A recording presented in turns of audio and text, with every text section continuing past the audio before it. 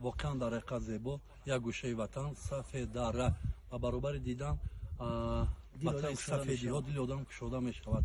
لیکن در سفید دره بودنمون میلش بخیر است، لیکن یک گوشه دل گرچه در سفید دره هستیم سیاه است، خیره است، تیره است، زیرا که زمین لرزه که چند پیش با وقوع آمد و جمهوری های با ما دوست و برادر جمهوری ترکیه و سوریه همگان را به لرزه آورد.